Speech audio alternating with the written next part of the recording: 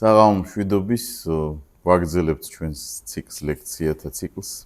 რა თქვა ოლანდმა, ვინც არ იყო, ან იყო და არ ახსოვს, შეგახსენებთ რომ 8 ლექცია შედის ამ ციკლში. პირველი უკვე იყო რა თქვა სატანამ ბიბლიაში. მეორე არის თუ არა ღმერთი ჰუმანური, ესეც გქონდა.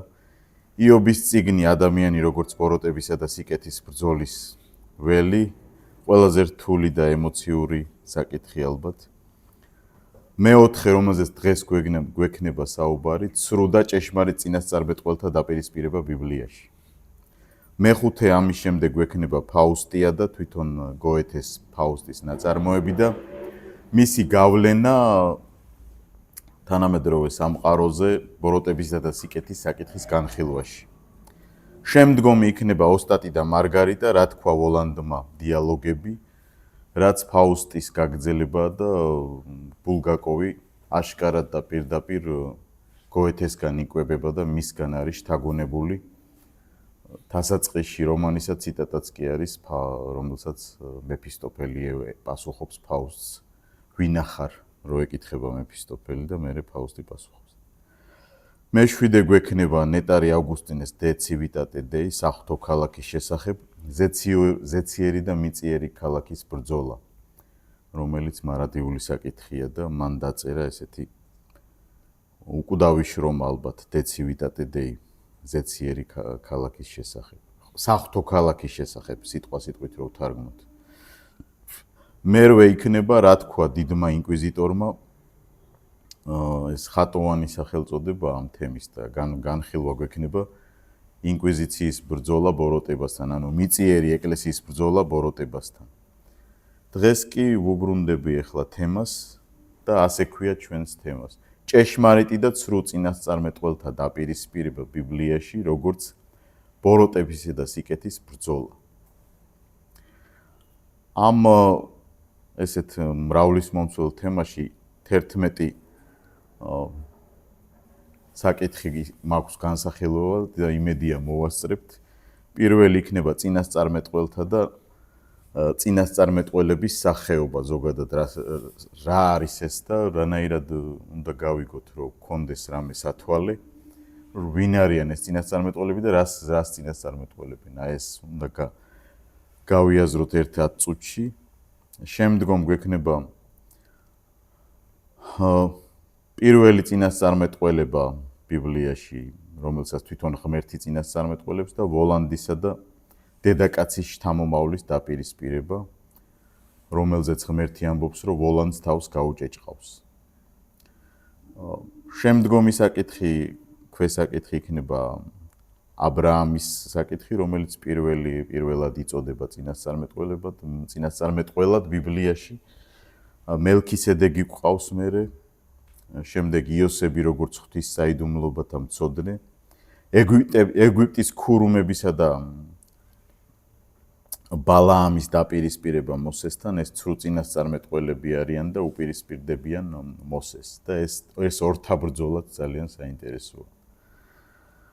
მომდევნო გვექნება საულის დაპირისპირება დავით მეფსალმუნესთან, ორივე ღმერთის მიერ არჩეული მეფეა და ერთი განდგომილი, ერთი სწორ გზაზე მდგომი და საინტერესოა მათი ეს თავარ მომენტებს შევეხებით, რა თქმა უნდა, ხა მთლიან ისტორიებს ვერ მოყვებით, ამას რაც დავასახელე, ყველას ცალკე დაჭირდება თითო საათი, მაგრამ შევეცდებით, რომ დღეს ეს გარემო ვიცვათ ეს ყველაფერი.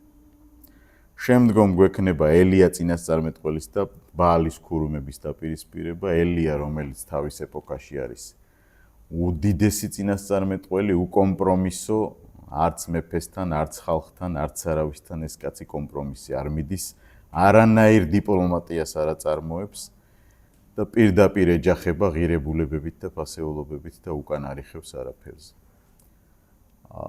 ისეთი ამას როცა ელიას შევეხებით აუცილებლად გავშლით. შემდგომ ჩვენ ვხედავთ 400 ცრუ წინასწარმეტყველისა და ერთი წინასწარმეტყველის დაპირისპირებას, რომელიც ამბობს სიტყვას ამ ერთის ნათქვამი სრულდება 400-ის არა. და საინტერესოა ეს დაპირისპირებაც არის და იმ 400 პრეტენზია აქვს, რომ ნამდვილი ჭეშმარიტი წინასწარმეტყველია და აი აქაც ჩვენ ვხედავთ ბოროტებისა და სიკეთის ბრძოლას. მომდევნო თემა ამაზეც უკვე ვისაუბრეთ ჩვენ როცა ვილაპარაკეთ რა თქვა სატანამ ბიბლიაში, როდესაც კი იესო ქრისტეს გამოცდაზე ვისაუბრეთ, მაგრამ მოკლედ აქაც შევეხებით და ბოლოს მოციქულებისა და ბოროტი ძალების დაპირისპირება ესეც ჩანს ახალ აღთქმაში, არაფერი არ იცვლება ამ ორთა ბრძოლაში, ძველ აღთქმაშიც და ახალ აღთქმაშიც. ცრუ მარქვია წინასწარმეტყველები და ღმერთის წინასწარმეტყველები, ანუ ვოლანდის ხალხი და ღმერთის ხალხი უპირისპირდებიან ყოველთვის ერთმანეთს და ეს ბრძოლა დღესაც გრძელდება ალბათ და ასე იქნება დიდხანს.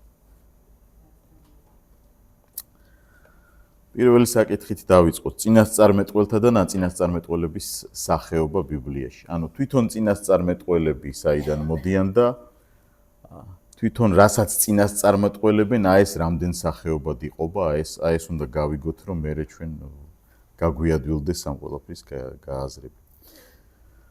ორი სიტყვა არის ძველ აღთქმაში გამოყენებული წინასწარმეტყველის აღსანიშნავად. ერთი მისანი ქართულად ესე ითარგმნება და ებრაულში ეს არის როე სიტყვა, რომელიც საერთო სახელწოდებაა ყველანაირი წინასწარმეტყველისა, შეიძლება ცრუსაც ერქვას ასე და ჭეშმარიტსაც. სიტყვა სიტყვით როე ნიშნავს გულთმისანს. ძირითადად ასეთ ადამიანთან მიდიოდნენ, როდესაც ან რაღაცა დაკარგეს, ან რაღაც გაურკვევლობაში არიან და ღვთისგან პასუხი უნდათ და ისრაელიანებიც მიდიოდნენ ესეთ ადამიანთან, ვინც ყავდათ.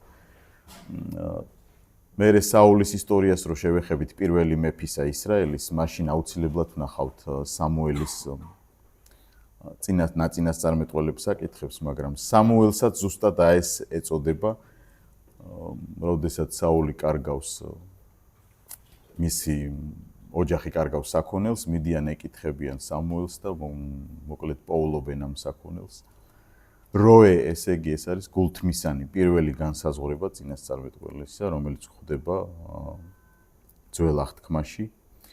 მეორე ებრაული სიტყვა ეს არის ნაბი, წინასწარმეტყველი, აქ უკვე ფუნქციები ემატება ამას. ნაბი ნიშნავს, რომ ეს უბრალოდ ის არ არის, ვინც რაღაცას გაგირკვევს დაკარგულის შესახებ ან მომავალს გაუწყებს. არამედ ნაბი არის ადამიანი, რომელმაც კარგად იცის რჯული, კარგად იცის ცნებები და მხოლოდ იმას კი არ ამბობს, რა იქნება მომავალში, არამედ ყოველთვის შეაგონებს თავის ხალხს, ძველ აღთქმაზე ლაპარაკი და თუ გადაცდენა აქვს და გადახვევა აქვს, ეუბნება, რომ მოსეს რჯული ამას ამბობს და თუ არ გააკეთება ასე, მაშინ ეს შედეგები ექნება. ზოგადად ხალხშიც და მორწმუნეებშიც გავრცელებულია, რომ წინასწარმეტყველი გონიათ, რომ მხოლოდ ის არის, ვინც მომავალს გაუწყებს. არა, წინასწარმეტყველის ფუნქცია პირველ რიგში ძველ აღთქმაში და ახალ აღთქმაშიც ჩანან წინასწარმეტყველები, არის ის, რომ საღვთო ერს, მორწმუნე ხალხს კორექტირება მისცეს და ანუ წინასწარმეტყველი არის პიროვნება, რომელიც თარაზოთ იზომავს, რა მდგომარეობაშია საზოგადოება და ასე ვთქვათ, მამხილებელიც არის, გამამხნევებელიც არის და კომპასიც არის. ყველა ესეთი ფუნქცია აქვს წინასწარმეტყველს.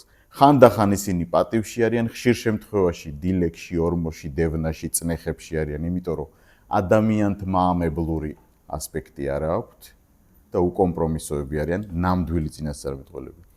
მათგან განსხვავებით სრულ წინასწარმეტყველები ყველანაირ კეთილდღეობაში არიან, ხშირად, თუმცა ნამდვილი წინასწარმეტყველებიც არის პერიოდი არიან კეთილდღეობაში, ეს არ ნიშნავს ავტომატურად, რომ იყვნენ ასე ვთქვათ დაბეჭავებულნი, არა, ისინი ბეჭავები არ არიან, უბრალოდ, როდესაც მათ უწევთ არჩევანი ჭეშმარიტ ასე ვთქვათ ფასეულობებსა და ადამიანთმაამებლობას შორის, თუ ისინი რჩევენ ჭეშმარიტ ფასეულობებს, მაშინ მათ უდგებათ წინ განსასწრელი და ჩვენ ამას ვნახავთ მერე. როე და ნაბი ეს ორი სიტყვა ებრაულში ორივე მიუთითებს წინასწარმეტყველს. ასევე არსებობდა ისრაელში ორი სკოლა, საწინასწარმეტყველო სკოლა, ეს იყო ჩრდილოეთის სკოლა და ეს იყო სამხრეთის სკოლა. ჩრდილოეთის სკოლას ახასიათებდა სიტყვით გამოცხადება და იყო უფლის სიტყვა ელია თეშბითელისადმი და იყო უფლის სიტყვა იონასადმი. ხოლო და ამას ქვია დაბარ ებრაულად, ანუ სიტყვითი გამოცხადება ეძლეოდა უფრო ჩრდილოეთ სკოლას. მეორე სკოლა იყო სამხრეთ სკოლა, ჩაზონი, ანუ უფრო ხილვებზე ორიენტირებული, რომლებიც ხედვებს ხედავდნენ და ამ ხილვებს განუმარტავდნენ ხალხს.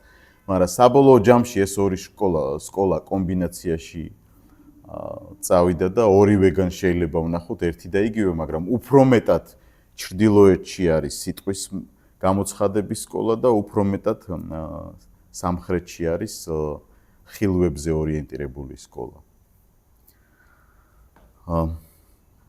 მესამე უკვე როი და ნაბი ვთქვით და ორი სკოლა ვთქვით. არსებობენ ასევე მჩხიბავები, კითხავები და ამათზეც არის სპეციალური ტერმინი ებრაულში. ქოსემ ესე ქვიათ. ქოსემი არის მჩხიბავი, რომელიც მაგიას მიმართავს, აუცილებელი. ის აღიარებს ერთ ღმერთსაც, მაგრამ მას სხვა ღმერთებსაც ემსახურება და კომბინაციაში აქვს ყველაფერი. ეს არის ეხაც შეიძლება ნახოთ მკითხავი, რომელთანაც როცა მიბრძანდებიან, შეიძლება ხატების კუთხეს გაჩვენოს, ჯვარის გაჩვენოს და მორწმუნედ წარმოგიჩნოს თავი სინამდვილეში სხვა ძალებთან, ვოლანდის ძალებთან კონდეს საქმე. ანუ ესეთი პრაქტიკა ეს ახალი ამბავი არ არის, ყოველთვის ქოსემს, ანუ მჩხიბავს, ჯადოს მომხსნელს, ჯადოს გამკეთებელს და ამ მჩხიბავ ადამიანებს ძველ აღთქმაში სპეციალური ტერმინი არსებობს ქოსემ. ახალ აღთქმაში არის პროფეტეს ესეთი ბერძნული სიტყვა, რომელიც ზოგადად ყველა წინასწარმეტყველზეა ლაპარაკი, თუ ცრუ წინასწარმეტყველია, ფსევდოპროფეტეს, ანუ ცრუ წინასწარმეტყველი, თუ ჭეშმარიტია პროფეტეს, მაგრამ თუ ცრუ წინასწარმეტყველზეა ამ წინსართის გარეშე გამოყენებული პროფეტეს კონტექსტში ვხედავთ, რომ ცრუ წინასწარმეტყველზეა ლაპარაკი. აი ესეთი ტერმინოლოგიური, ასე ვთქვათ, სიუხვე გვაქვს ბიბლიაში წინასწარმეტყველის პიროვნებასთან დაკავშირებით. ეხლა რა ტიპის წინასწარმეტყველება არსებობს თვითონ? ჯერ ვილაპარაკეთ პიროვნებებზე, მათ სკოლებზე, ჩხიბავებზეც. პირველი ჩვეულებრივი ბუნებრივი წინასწარმეტყველება. რა იგულისხმება ამაში? ანუ ნაბიმ იცის ღვთისრჯული და თუ არღვევს ერი ამ რჯულს, არღვევს კონკრეტული პიროვნება, მეფე ძველ აღთქმაზეა საუბარი. მიდის და ეუბნება, აი ასე და ასე წერია რჯულში, ასე და ასე წერია მოსეს თორაში, შენ ეს და ეს დაარღვე და ამიტომ ესა და ეს არ აქცდება თუ არ მოეგები გონს, არ მოინანიებ და ესეთი ბუნებრივი წინასწარმეტყველებას უწოდებენ ამას, ანუ რომელიც ყველა რჯულის მცოდნემ შეიძლება იცოდეს.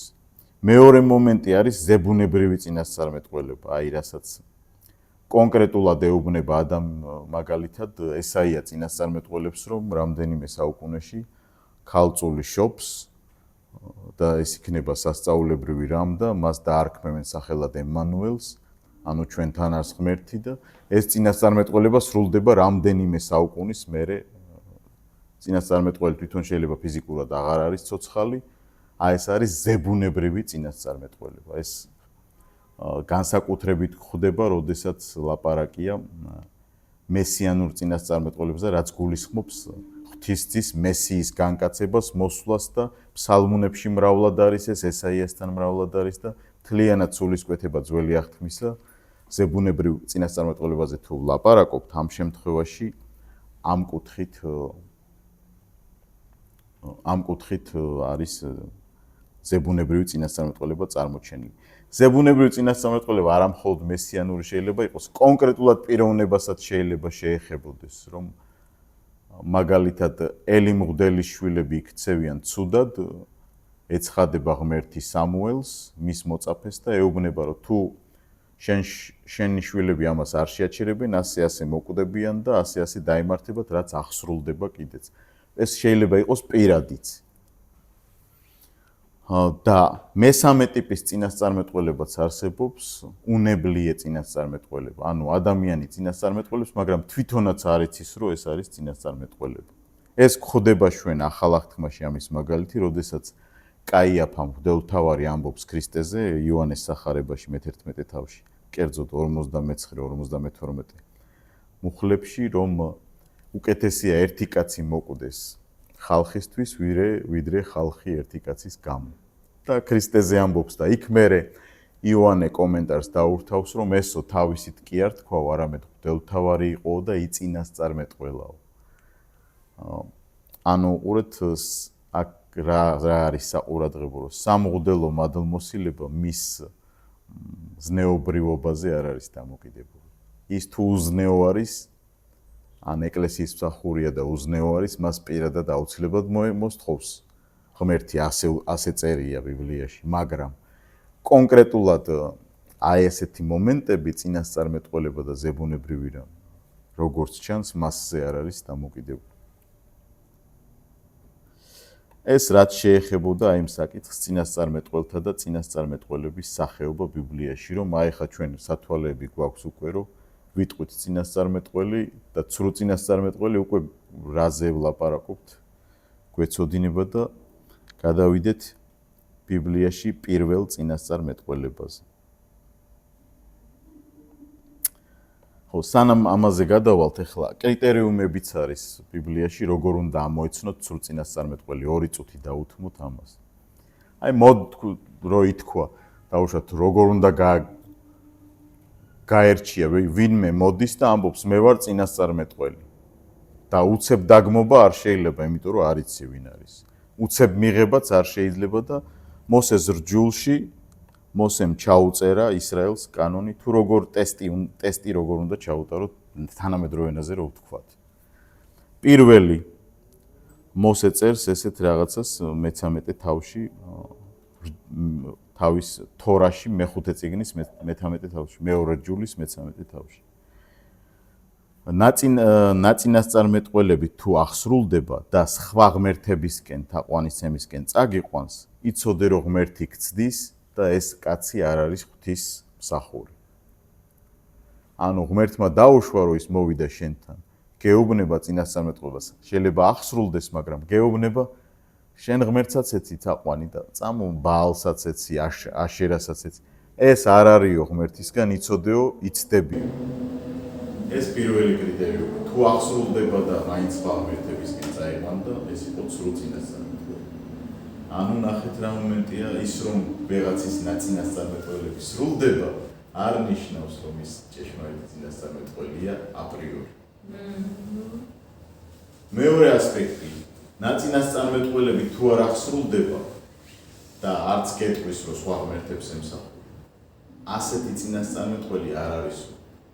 იმიტომ რომ თქვა და არ აღსრულდა. ნუ შეგეშინდებაო, მოკალი ისო, ძველ ხმაში კლავდნენ ეს წინასწარმეტყველს. სინამდვილეში პირიქით აკეთებდნენ ჭეშმარიტ წინასწარმეტყველს უფრო კლავდნენ. იმიტომ რომ ამხილებელი და უხერხული და ზღარბივი ტიპები იყვნენ, არავისთვის არ იყო კომფორტული მეფესთვის მithundes. აი ეს კრიტერიუმებიც რო ვიცოდეთ. და პირველი წინასწარმეტყველება ბიბლიაში თვითონ ღმერთი წინასწარმეტყველებს. ვოლანდისა და დედაკაცის შთამომავლობის დაპირისპირება არის ამ წინასწარმეტყველებაში ნათქვამი და რაზე აქვს საუბარი. როდესაც ადამი და ევა შესწოდავენ, ღმერთი შემოდის იქ მათთან დიალოგში, იქ ადამი ცოლს გადააბრალებს, ცოლი გველს გადააბრალებს, იგივე სატანას რომელიც გველის ვოლანდს. და ღმერთი ეუბნება ამ სიტყვებს თვითონ ეშმაკს, სატანას ვოლანდს. მესამე თავი არის დაბადების წიგნი. და უთხრა უფალმა ღმერთმა გველს, ანუ ვოლანდს. რადგან ეს ჩაიდინე, დაწყევილი ხარ შენ მხედსა და იმთვის ყველა ცხოველთა შორის, მუცელზე იხოხებ და ტვერს შეჭამ ხელი შენი სიცოცხლე. და ჩამოვაგდებ მტრობას შენსა და დედაკაცს შორის, შენს თესლსა და მის თესლს შორის. ის თავს გაგიჭეჭყავს და შენ მას ხუსს დაუგესლა.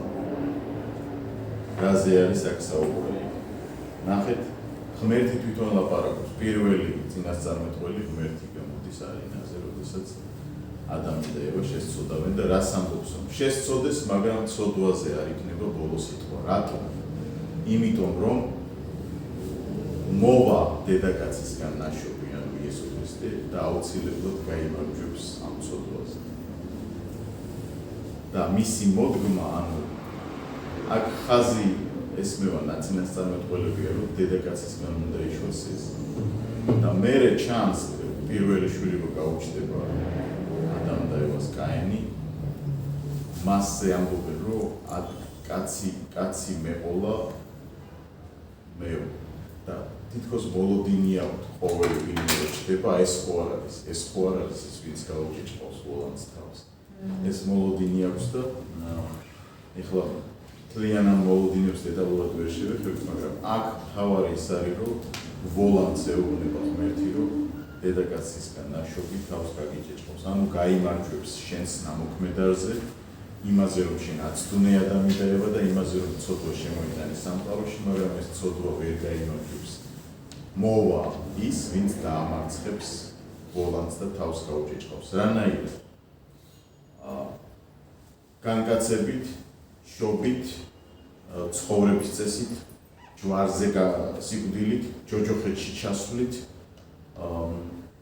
კუდრეთით აღდგომით ამაღლებით და მეორედ მოსვლით საბოლოოდ დამთავრდება ჰოლანდის ეპოქა და დასრულდება მისი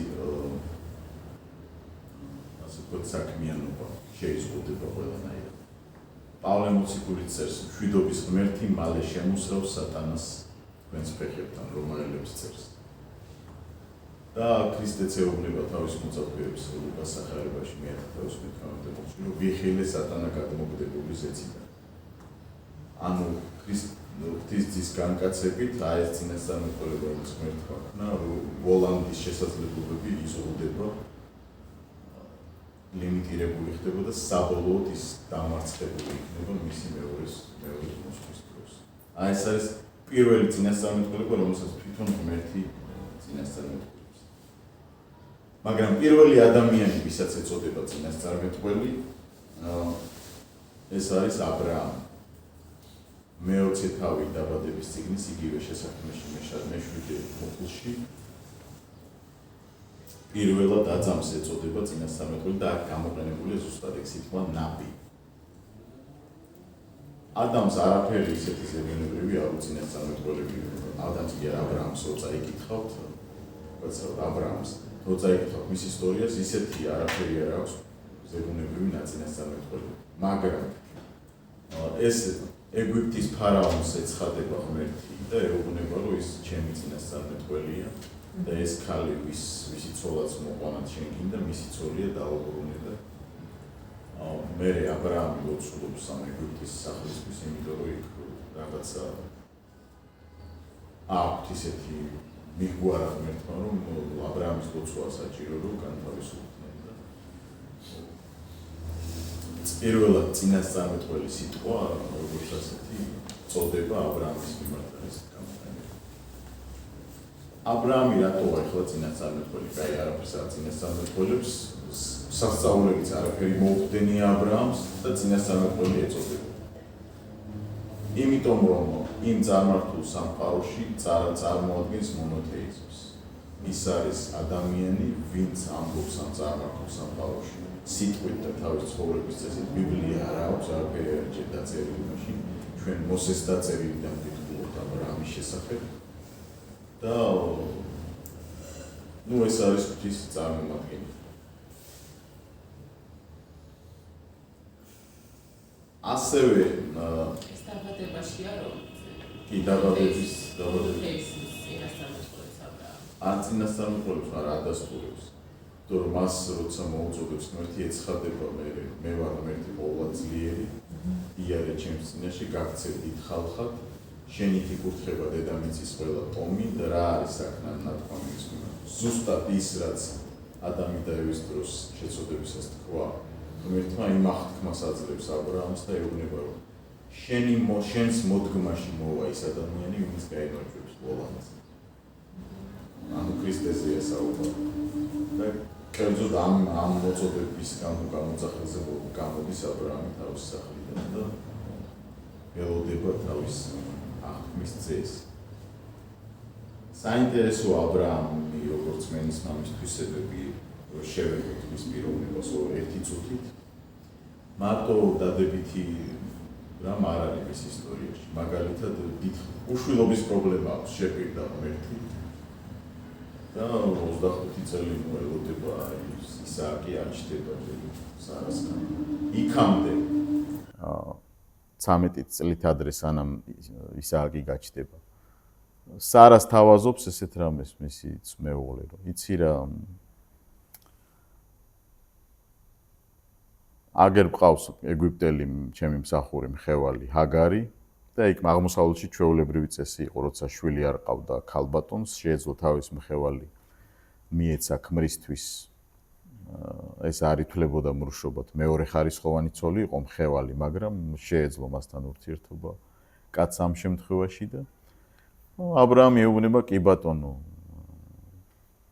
არ ეკითხება ღმერთს, უბრალოდ დაემორჩილება სარას, ჩდება ისმაელი. მერე კიდე ისააკი იბადება 13 წლის შემდეგ. როცა უკვე თითქმის 100 წლისაა აბრაამი მაშინ, 100 წლის აბრაამს უჩდება ისააკი. და ეხლა ისააკსა და ისმაელს შორის კონფლიქტი ჩდება. ჰაგარსა და სარას შორის კონფლიქტი ჩდება, იმიტომ რომ ისააკი არის აღთქმის ძე, ესეც შვილია, უყვარს აბრაამს ცხადია და სარა ეუბნება ეს მხევლი შვილი გააგდე. ღმერთიც ეუბნება დაუჯერე სარასო, დიახ. მაგრამ ნახეთ აბრაამი რას აკეთებს. 21 თავშია ეს შესაქმეს წიგში, დაბადების წიგში. დგება დილით, ერთ ტიკჭორა წყალს აჰკიდებს ამ სარა იმას ჰაგარს ბოდიში და ცოტაოდენ პურს და ისმაელს და უაღრესად მდიდარი ადამიანია და არაფრის გარეშე უშვებს უდაბნოში ისმაელს. კი უთხრა ღმერთმა გაუშვიო, მაგრამ არაფერი არ მისცეო, არ უთქვი, აი აქაც არიჩენს კარგ მამობას აბრაამი. კი არის ღმერთის მსახური, მაგრამ აი აქ ცოტა ვოლანდის ხასიათს ავლენს ბოდიში. მაგრამ უნდა ვთქვათ ჰაგარზე, რომ კარგად გაზარდა შვილი ვინაიდან მერე აბრაამი რო გარდაიცვლება, აბრაამი კვდება 175 წლის. როდესაც ისმაელი გაუშვა სახლიდან, დაახლოებით მაქსიმუმ 105 წლის იქნებოდა აბრაამი. ანუ რამდენი წელი გადის, როცა გარდაიცვლება აბრაამი, 25 თავში წერია ეს დაბადების წიგში. ისმაელი მოდის და ისააკთან ერთად დაკრძალავს თავის მამას. ნახეთ? ეხლა რამხელა ფსიქოლოგიურად არ შეხვდა, რამხელა ტკივილი ექნებოდა, რომ 13 წლის მამამ გააგდო, მამამ რომელმაც ერთი ღმერთის თაყვანისცემა ასწავლა, ღვთისმოსაობა ასწავლა და ერთ დღეს ეუბნება შვილო, არაფრის გარეშე უნდა გაგიშვა სახლიდან. იმიტომ რომ ყველაფერი აღთქმის ძეს ეკუთვნის. მაგრამ არასწორად მოიქცა, აღთქმის ძეს ეკუთვნოდა რა თქმა უნდა უდიდესი წილი, მაგრამ ისმაელი არაფრის გარეშე რო გაეშვა ეს აბრაამს სხვა 6 შვილიც უჩდება. სარა რო გარდაიცვლება, მერე მოყავს კიდე სხვა ცოლი კეტურა, მხევალი. 6 შვილი უჩდება და ამ შვილს ისააკ თავის სიცოცხლეშივე ამ 6-ვეს მისცემს თავის წილებს პატარა-პატარას და გაუშვებს სხვაგან.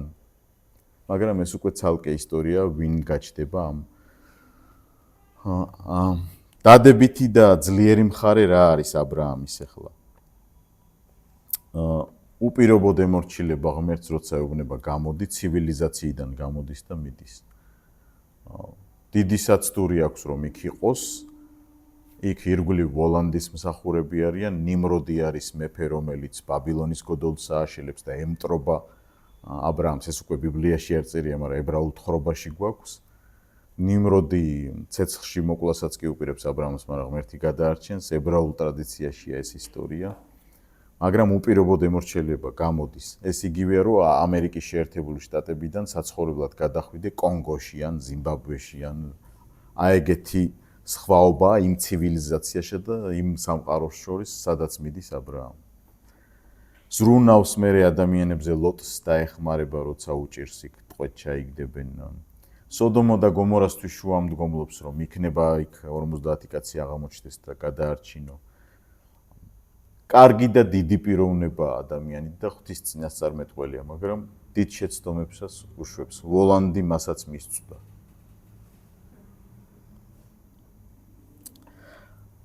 მეორე უდიდესი პიროვნება და დიდი მღვდელმთავარი, ასე ვთქვათ, ეს არის მელქისედეკი, ძალიან მისტიური პიროვნება.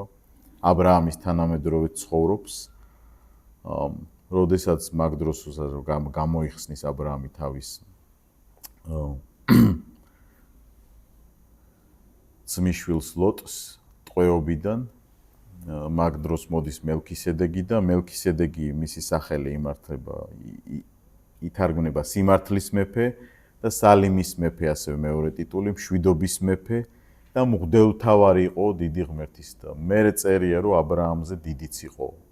ნახეთ, ისრაელისგან დამოუკიდებლად, აბრაამისგან დამოუკიდებლად არსებობენ ირგვლივ მაინც ისა და პიროვნებები, რომლებიც მასზე დიდი არიან და აბრაამი მას მეათედს აძლევს მთელი თავისი ქონებიდან. აქ მილიონებზეა ლაპარაკი დღევანდელ კატეგორიებში. ძალიან მდიდარი იყო. და ასევე მისტიური პიროვნებაც არის მელქისედეკი, ქრისტეს წინასახეა, იმიტომ რომ ებრაელთა წერილში წერია, რომ როგორც ღვთის წესო არც დასაბამი აქვს და არც დღეთა დასასრულია და ძველ აღთქმაში ერთგვარი ქრისტეს პროტოტიპად წარმოგვიჩნდება. ამით იმის თქმა მინდა, რომ ამ წარმართულ სამყაროში, სადაც ვოლანდის მსახურები მრავლად არიან, არსებობენ ძალიან დიდი პიროვნებები. აბრაამი ხო ძალიან დიდია, მაგრამ მასზე დიდი პიროვნებაც არსებობს, ვისაც აბრაამი უწევს ანგარიშს და აი ესეთი პიროვნებები ემსახურებიან ღმერთს. ნელ-ნელა ბრძოლებზეც გადავალთ ახლა. დაიძაბებათ ნელ-ნელა სიუჟეტი და იოსები როგორც ღვთის საიდუმლოებათა მცოდნე, იოსები არის აბრაამის შვილიშვილის შვილი. იაკობის შვილი. 12 შვილი ყავდა იაკობს. ძალიან დრამატული და ისეთი ისტორია აქვს, ამაზე ცალკე შეიძლება რომ მოყვეთ ერთ დღეს იაკობის ოჯახში რა ხდება. ვოლანდი რა არეულობებს აკეთებს იქ, ყველგან ხელს ყოფს. მაგრამ იოსები ისეთი ადამიანია, რომელიც ძალიან უყვარს მამამისს, იმიტომ რომ დედამისი უყვარს და ებრაელები ვარაუდობენ დედას გავდაო ძალიან და იმიტომ უყვარდაო. გარდაიცვლება რახელი უყვარდა იაკობს ძალიან და მეორე დაყავდა მისი ცოლად ლეა, ის არ უყვარდა. ეს მერე იოსებს განსაკუთრებულად აცმევს, მერე ძმებს შურს, აქ იაკობის შეცდომას უშვებს, რა თქმა უნდა და ასე ვთქვათ, დროის ვითარებებით და გარემოებებით და თეოლოგიურად რო ვთქვათ, ღვთის განგებულებით იოსები ხდება ეგვიპტეში. და ეგვიპტის ციხის უფროსის სახლში მსახურობს, იქ მერე ამ კაცის ცოლს მოეწონება ეს იოსები და ინტრიგებს ხლართავს, რომ როგორმე დაიყოლიოს თანაცხოვრებაზე და უარს ამბობს და მერე აბრალებს ძალადობდაო და ციხეში მოხვდება იოსები და ციხეში კიდე ფარაონის ორი მსახურია, პურის მწდე და ღვინის მწდე და ერთ-ერთ ორივეს უწინასწარმეტყველებს რა მოხდება, ერთ-ერთს დააბრუნებენ თავის თანამდებობაზე, ერთს ჩამოახჩობენ როგორც აღსრულდება. ციხეშია ეს იოსები და გაივლის დრო და ფარაონს ესიზმრება სიზმარი, 7 გამხდარი ძროხა და 7 სუქანი ძროხა და რა არის თავსატეხი არავინ არ იცის და ეს ქურუმები ვერაფერს ვერ უხსნიან და გამწარებულია და ამ ღვინის მწდეს გაახსენდება. ერთი კაცი იყო იქო კაცო, შენ რომ მეო ლამის მოკლას მიპირებდიო, მიწინასწარმეტყველაო და მეო ამიხდაო და იმ კაცსაც აუხდაო მეორე რომ დასაჯიო და იქნება იმას ვკითხოთო და მაიყვანენ იოსებს. მოიყვანენ და ეუბნება 7 წელი იქნება შიმშილი, 7 წელი იქნება მოსავლიანი წელი და 7 წელი იქნება შიმშილი. და პრემიერ-მინისტრას გახდის ფარაონი ჩვენიანით რო ვთქვათ და აავსებს ამ ბეღელებს ყველაფერს. აქაც ნახეთ ვოლანდის მსახურებისა და ღმერთის მსახურის დაპირისპირება ჩანს. იმათ ვერ თქვეს ბოლომდე რა ხდება. და იოსები მოდის და ამბობს. მთელი ეგვიპტის ქურუმები ვერ უხსნიან ფარაონს სიზმარს. იოსები უხსნის და მან ფარაონის სიკვდილამდე იოსები პირველი კაცი რჩება ეგვიპტეში და მერე იქ თავის ისტორიაც არის ეს ძმები შიმშილის გამო მოდიან და ეგვიპტეშია პური და იქ მთელი დრამა ვითარდება როგორ შერიგდებიან ისინი და საბოლოოდ გამრავლდება ისრაელი დიდ ხალხად იქცევა და მომდევნო ფარაონი უკვე მათ ტანჯავს და აქ უკვე შემოდის კიდევ სხვა პიროვნება რომელიც არის მოსე. მოსე საინტერესო და უდიდესი მართლა პიროვნება არის 40 წელი ის ატარებს სამეფო კარზე ფარაონის ასულის შვილია ის იშვილებს მას იმიტომ რომ როცა მრავლდებიან იმ დროინდელი ფარაონი ბრძანებას გამოსცემს რომ მოკალით ბავშვები და მოსეს პატარა კალთაში ჩადებენ წყალში გაუშვებენ და ფარაონის ასული ამ დროს ბანაობს იპოვის მოსეს და იმდენად ლამაზი და მშვენიერი ბავშვი იყო წერია რომ ძალიან ლამაზი იყო არა აი ვერ ხსნიან ძალიან ლამაზი და დიდებულად გამოიყურებოდა ეს ბავშვი და მოეწონება ამ ფარაონის ასულს იშვილებს და მერე თავისი დედავე კვებავს მოსეს და ისე გააკეთებს რომ ამ ფარაონის ასულს შესთავაზებს რომ არ გინდაო რომ გამოყვებოსო ვინმე მოდა ნუ მეფის ასულები მაშინ თვითონ არ ყვებავდნენ ფიგურას უფრთხილდებოდნენ და ამიტომ აიყვანდნენ ხოლმე თუნდაც დედა რო ყოფილიყო აიყვანდნენ ხოლმე მკვებავს 40 წელი იზრდება სამეფო კარზე ყველანაირი სიბრძნით განისწავლება ანუ ის ქურუმების მაგიაც და ყველაფერიც იცის მოსემ და 40 წლის რო არის ხედავს თავის ხალხს როგორ ჩაგრავენ ეს თვითონ სამეფო კარზე ცხოვრობს მაგრამ ეს ხალხი უკვე მონი სტატუსი აქვს და აშენებინებენ იქ აგურებს აკეთ სავარაუდოდ ამ პირამიდების მშენებლობაშიც მონაწილეობენ ეს ებრაელი მონები გამოესარჩლება და ნუ შემოაკვდება ასე ვთქვათ ქართულად რო ვთქვათ მოკლავს ერთ-ერთ ამ ჟანდარმს ეგვიპტელს და მერე ნახავს რომ ებრაელები ერთმანეთში ჩხუბობენ და იმათ ეუბნება რომ რა ერთმანეთს რატო ეჩხუბებით ახლა შენ გინდაო რომ როგორც ის ეგვიპტელი მოკალი ჩვენც ისაო მოკვლავ და მიხვდება მოსე რომ უკვე იცის ხალხმა ეს ამბავი და სიკვდილი ემუქრება და გარბის მიდიანში აი მადიანის მიწაზე გარბის რატომ იმიტომ რომ მადიანი იყო ზუსტად ა ブラ ამის ერთ-ერთი შთამომავალი კეტურასგან და იქაც იყვნენ ერთი ღმერთის თაყვანისმცემლები და მოსე განათლებული კაცია და ირჩევს ისეთ ლოკაციას სადაც ახლობლები იქნებიან და ითრო მისი სიმამრე იგივე რეგუელი ეს ერთი და იგივე პიროვნებაა ნათქვამია რომ ღმერთის მოდელი იყო ის წარმართული გარემოა ირგვლივ იქ 40 წელი პრინცია 40 წელი მეცხვარედ ატარებს დროს ეცხადება ღმერთი მაყლოვანის ბუჩქი იწვის არ უნდა წამოსვლა მაგრამ არ წმუნებს ღმერთი და ჩამოდის მერე ეგვიპტეში მოდის და წარდგება ფარაონის წინაშე მაგრამ ეს ის ფარაონი არ არის ხა ვისთანაც იზრდება სხვა ტიპია ხო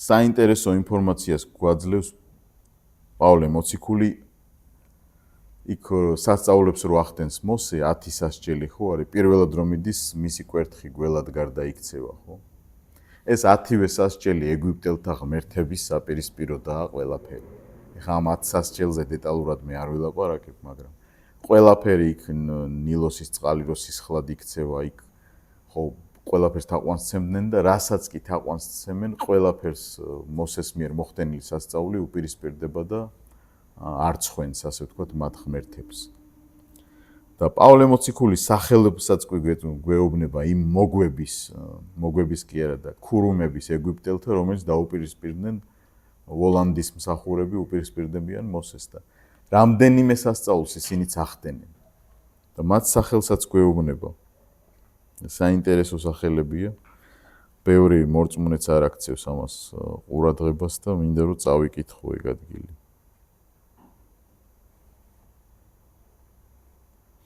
ტიმოთეს მიმართ ეპისტოლეში არის მესამე თავში მერვე მუხლში როგორც იანე და იამბრე წინააღმდეგნენ მოსეს, ასევე ესენიც ეწინააღმდეგებიან ჭეშმარიტებას, გონებით გახწნილი ადამიანები წმენაში უმეცარნი. პავლე მოციქულმა იცის ებრაული გარდამოცემიდან და ისტორიიდან, რომ იმ ქურუმებს, რომლებიც დაუპირისპირდნენ მოსეს ეგვიპტეში, ერქვათ იანე და იამბრე. და კონტექსტში ლაპარაკია ცრუ მასწავლებლებზე. ტიმოთეს მიმართ მეორე ეპისტოლე არის მესამე თავის მერვე მუხლი. და მათ კატეგორიაში გაყავს პავლე მოციქულის ის ხალხიც. მოსე იმარჯვებს ამ ორთაბრძოლაში, იქ ეუბნება თავიდანვე ღმერთი, რომ კვერთხით გააკეთებს სასწაულებს. რატომ ეს ქურუმებიც კვერთხით ახდენენ. და ისტორიულად ვარაუდობენ, რომ ეს ის კვერთხია, რომლითაც წავი გაიქცა მოსე, იმ უფლისწულებს თავისი კვერთხი ჰქონდათ და თუმცა ეს ვარაუდი არის, არ ჩანს ტექსტში, მაგრამ ეს დაპირისპირება ეგვიპტელ ქურუმებსა და მოსეს შორის ჩანს. მოსე იმარჯვებს, გამოიყვანს თავის ხალხს, მაგრამ ამით ვოლანდი არ ანებებს თავს მოსეს. გზაში არიან მათ თავიანთი, ასე ვთქვათ, ცოდვებით და იმ ცხოვრების წესით მიუსჯის ღმერთი 40 წელი უდაბნოში სიარულს ხეტიალს ამ ხალხს და ერთ-ერთგან როცა გაჩერებული არიან, აქ უკვე შემოდის ესეთი პიროვნება, როგორც არის ბილყამი, ბალაამი, ერთი და იგივე პიროვნება არის. ეს არის წინასწარმეტყველი არა ისრაელიდან და მას ბალაკი მეფე შეუკვეთავს, რომ დაწყევლეო რა ეს ისრაელის ხალხიო, იმიტომ რომ სადაც შევიდა, ყველას მუსრი გაავლო.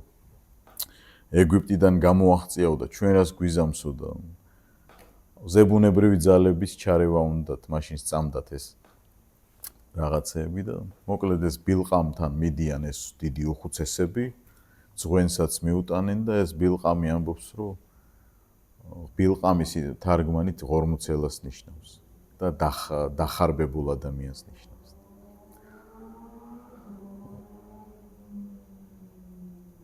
ერთჯერ ცდის წყევლას აჩერებს ღმერთი, ანუ ელაპარაკება ამ ბილყამს. მერე იქ ვირით რომ მიდის გზაში ანგელოზის სახით ევლინება და აჩერებს. მოკლედ ბევრი რაღაცა ხდება.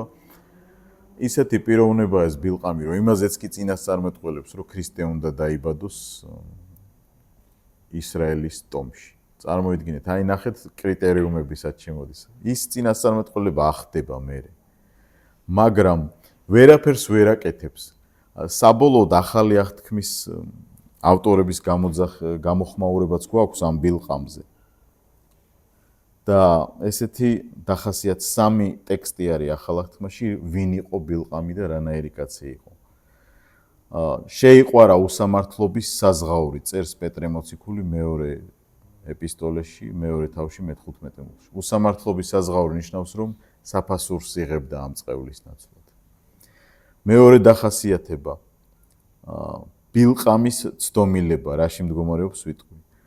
ასწავლა ბალაკს ამ მეფეს, რომ ისრაელიანები ნაკერპავით და მეძაობით ეცდუნებინა.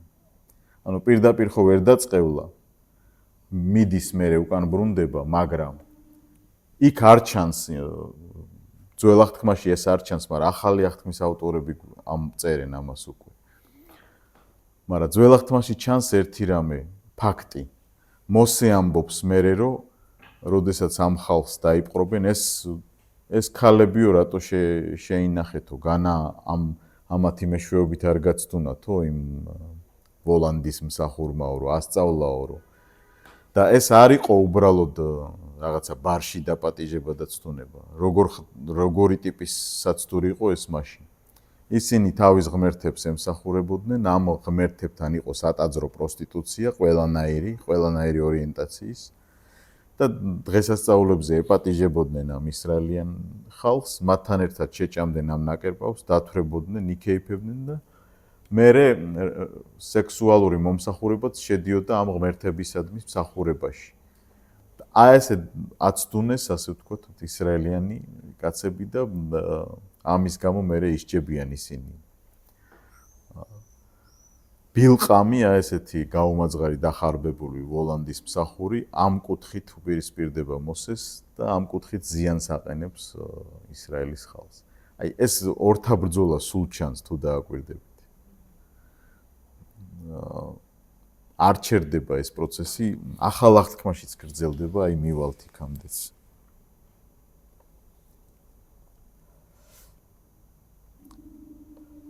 მერე უკვე ვისი ვაივაგლახით 40 წელი გავა და ამ 40 წლიანი ხეტიალის მერე როგორმე დაიმკვიდრებენ ამ აღთქმულ ქვეყანას. აქ მსაჯულთა პერიოდი არის, სადაც როგორც უნდა ისე ცხოვრობს ეს ისრაელის ხალხი, მერე დგება მეფეთა პერიოდი, მეფეს ირჩევენ საულს. ირჩევენ ღმერთისგან დაუკითხავთ, მაგრამ რახან ირჩევენ ღმერთის თავს ამნებას. მაგრამ საული ძალიან მალევე იწყებს განდგომილებას. კომპრომისებზე მიდის, არ ასრულებს იმას, რასაც სამუელი ეუბნება წინასწარმეტყველი. და აი საული არის პიროვნება, რომელშიც ვოლანდსაც ხედავთ ბოროტის ულიც მოქმედებს მის ცხოვრებაში, თითქმის შეპყრობილ მდგომარეობამდე მიდის და მერე ესეთი მეთოდი ჰქონდათ, რომ დავითს იბარებენ ვინმეო გალობელი მოიყვანეთო, რომ დაწყნარდესო და ამ გალობის პროცესში იდევნებოდა ეს ბოროტისული საულისგან და ერთი-ორჯერ შუბიც კი ესროლა, კინაღამ მოკლა დავითი, მაგრამ მერე თვითონაც არ ახსოვდა ეგ რო გააკეთა. და ესეთი გაორებული პიროვნება ხდება მეფე საული, პირველი მეფე ისრაელის და სულ დაპირისპირებაშია დავითთან, სულ დევნის, სულ ეძებს რომ მოკლას არა და ორჯერ ჩაუგდო ხელში ღმერთმა და ხელს არ ახლებს დავითი. ერთხელ სამოსელის ნაჭერს მოაჭრის და აჩვენებს მერე რომ აი შემეძლო მომეკალი და არ მოკლა. ერთხელ კიდე ძინავთ საულს და მის მეომრებს და იქ მიდის და ამშობს. მის იარაღს მოიპარავს და მერე ეუბნება მის მცველს რომ რანაირად იცავ შენ მეფესო რომ იარაღიც კი მოპარეო. ესე შავთეთრადაც არ არის ვოლანდის და ჭეშმარიტი წინასწარმეტყველებების და ცრუს დაპირისპირება, თვითონ შიგნითვეც არის საულისნაირი ადამიანი, რომელიც თითქოს და ღმერთსაც ცდილობს რომ ემსახუროს და ამავდროულად მკითხავსაც კი მიმართავს ბოლოს, იმიტომ რომ ამბობს რომ ღმერთი არ მპასუხობს. და საბოლოოდ ის ტრაგიკულად კვდება, ფილისტიმელები მას კლავენ და მერე დავითი გამეფდება. დავითს რა თქმა უნდა თავის შეცდომები აქვს, ის არ არის უცდომელი კაცი, დიდი მეფსალმონე კაცია, მაგრამ ასევე დიდი მექალთანე და დიდი ცოდვილი. რომელიც თავის საკუთარ ძმაკაცს ცოლს შეუბილწავს და აორსულებს, მერე უნდა რომ შეტენოს თავისი ამ ბოდიში ამ სიტყვისთვის. შეტენოს თავისი დაორსულებული შვილი ურია ხეთელს მოიყვანს ბრძოლის ვინიდან დაათრობს, ეუბნება წადი სახში, არ მიდის ეს კაცი. ჩემი ძმებიო იქ ომობენო და მეო სახში როგორ უნდა წავიდე. ბოლოს ხელწერილს დაუწერს, გაატანს და დავითის მხედართმთავარი ისეთ ადგილას დააყენებს ურია ხეთელს, რომ დაცვის გარეშე დატოვებს და ბრძოლის ცეცხლოვან ხაზზე და მოკლავს. აი ესეთი კაცი იყო დავით მეფსალმონე. დიდი პიროვნებაა, მაგრამ უდიდესი შეცდომებიც აქვს. ძმაკაცის ცოლი მერე მოიყვანა ცოლად. და როდესაც მას ნათან წინასწარმეტყველი ამხელს, ზუსტად მაშინ იბადება 50-ე ფსალმონი, როდესაც ის ინანიებს და ეგ ფსალმონი ყველა მზე პირად იცის, ხო? ეს ისე მცირე გადახვევა, რომ არც დავითი, რომელიც მართალი იყო საულთან, არ იყო როგორც იტყვიან მამა აბრამის ბატკანი, თუმცა მისი შთამომავალი იყო. მერე იბადება სოლომონი, ამ ურია ხეთელის ცოლისგან ზუსტად. ის ხდება ყველაზე ბრძენი ადამიანი დედამიწაზე, ვინც კი არსებობდა. ღმერთი ამბობს ამას, რომ შენამდე და შენს მერე შენნაირი ბრძენი ადამიანთა შორის არავინ იქნება. სოლომონი სრული, ასე ვთქვათ, მიძღვნით ასრულებს ვოლანდის საქმეს. განსაკუთრებით მისი ცხოვრების ბოლო წლებში. 1000 ცოლი ყავს, 700 ცოლი და 300 ხარჭა სოლომონს. ვისგან ისწავლა ეს მრავალცოლიანობა? თავისი მამისგან, დავით მეფსალმონისგან. ის უბრალოდ ომებში იყო და ვერ მოასწრო ამდენი ცოლის მოყვანა. მამისგან ისწავლა მეფეებს, ეკრძალებოდათ ისრაელის მეფეებს, ბევრი ცოლი რო ყოლოდათ. სამი რამე ჰქონდათ აკრძალული, მოსემ წინასწარ დაუწესა იცოდნენ რომ აირჩევდნენ მეფეს, ცოლები არ უნდა გაემრავლებინათ, ანუ მრავალცოლიანობა არ უნდა ჰქონოდათ. ძალიან დიდი სიმდიდრეც არ უნდა ჰქონდათ, რომ ამის იმედი არ გქონდესო, საინტერესო ის არის. და საომარი ეტლები და საომარი ასე ვთქვათ, აღჭურვილობა, მომარაგებაც იმდენი არ უნდა ჰქონდათ, რომ ამის იმედიც ჰქონდათ. სოლომონმა სამივე პირნათლად დაარღვია. პირდაპირ პირნათლად და მერე მთელი 3 საუკუნე ეს ტაძრები აუშენა ამ თავის ცოლებს საკერპოები, ერთ-ერთი ხალხისგან, ამონეველებისგან ისეთი ცოლი ყავს, რომ ბავშვები მოყავთ მსხვერპლ შეწირვაზე მის ღმერთთან, მოლოქთან.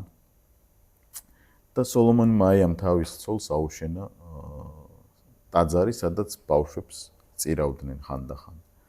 და ზუსტად ამ ცოლის შვილი ხდება სოლომონის გარდაცვალების მერე პირველი მეფე და რომლის დროსაც იხლიჩება ეს სამეფო, იუდას სამეფო და ისრაელის სამეფო და ეს ჩრდილოეთ სახელმწიფო და სამხრეთ სახელმწიფო. და აქ მეფეთა პერიოდი ისეთი პერიოდია, როდესაც ცრუწინასწარმეტყველები და ჭეშმარიტ წინასწარმეტყველები სულ უპირისპირდებიან ერთმანეთს. ხანდახან არის ერთგული მეფე, ღმერთის მოშიში და ამ დროს ნორმალურადაა საქმე. ხშირ შემთხვევაში ეს არის გაორებული ხალხი, აქეთ ეს ტაძარიც აქვთ, იქით კერპებიც აქვთ და ყველაფერი არის სოლომონის დამსახურება, იმიტომ რომ ოფიციალურად ააშენა ეს ტაძრები და მხოლოდ 3 საუკუნის მერე იოშია მისი შვილთაშვილი დაანგრევს ამ ყველაფერს და მერე კიდე უკვე გადასახლებაში მოხვდებიან ბაბილონში ისრაელიანები და ასე მთავრდება მათი. მაგრამ აქ ასე მთავრდება მათი სამეფოს ეპოქა, მონარქიული ეპოქა. მაგრამ ამ დროს ერთი გამოკვეთილი პიროვნება არის ელია წინასწარმეტყველი, რომელსაც რო არ შევეხოთ, არ გამოდის. ძალიან ისეთი ფიგურაა, რომ უკომპრომისო, έτσι გაქანებული კერპთაყვანისმცემლობა იუდას სამეფოშიც, ეს ისრაელის სამეფოშია.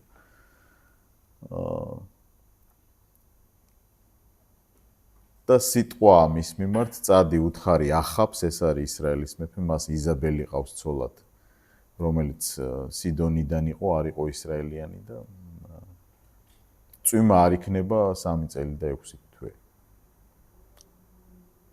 ეუბნება და მართლაც არ არის ეს წვიმა და ეძებენ ამ ელიას, იქნება სადმე ვიპოვოთ, რომ ეს წვიმა მოვიდეს. ხრიოკია, წყალიც აღარ აქვს, მეფე ცალკე ეძებს, მსახურები ცალკე ეძებს და გადააწყდება ერთ-ერთი მსახური ელიას, ზუსტად მაგდენი დრო გადის 3 წელი და 6 თვე.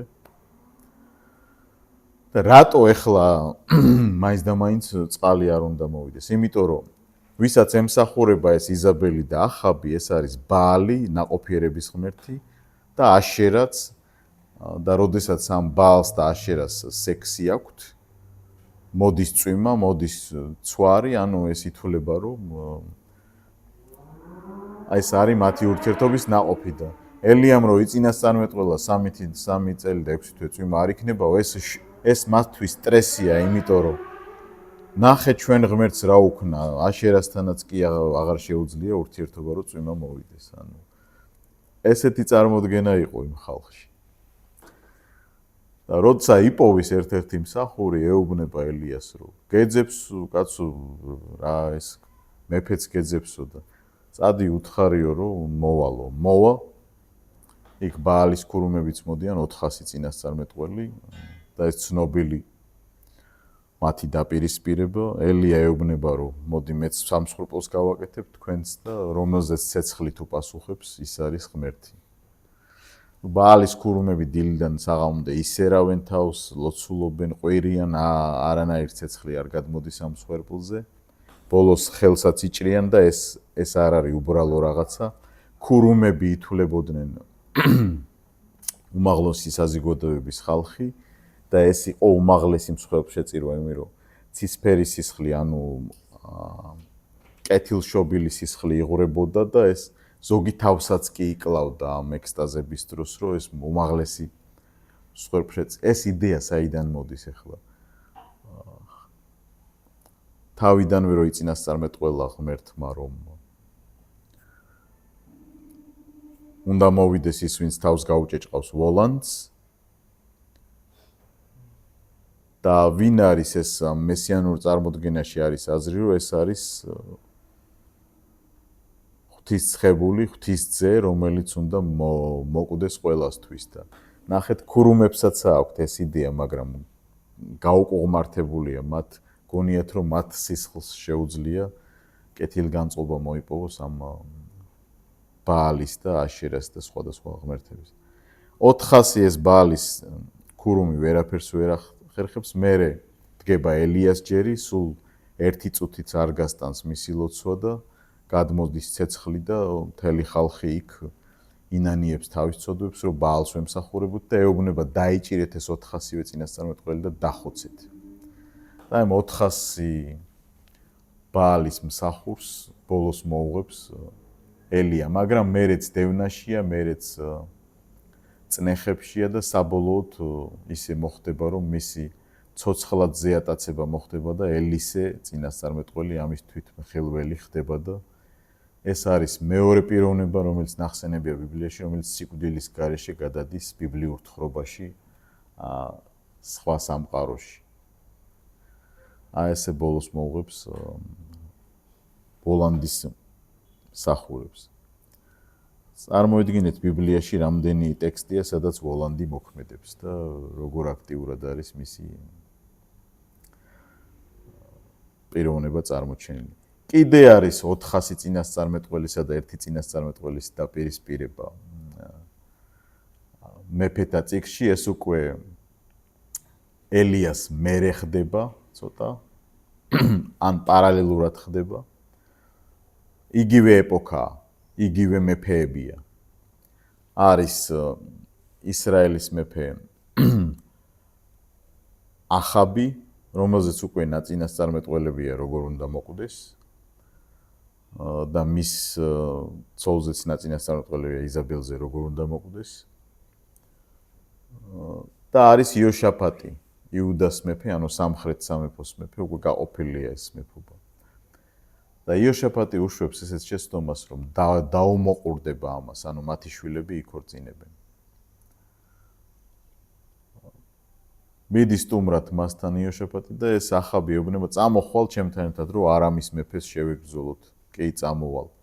მაგრამ იოშაფატი ღვთისმოსავი კაცია და ეუბნება, მოდიო წინასწარმეტყველს დავეკითხოთო, ნახეთ. ის როი რო ვთქვით, რო ეკითხებოდნენ რაღაცის გაკეთება რომ უნდათ.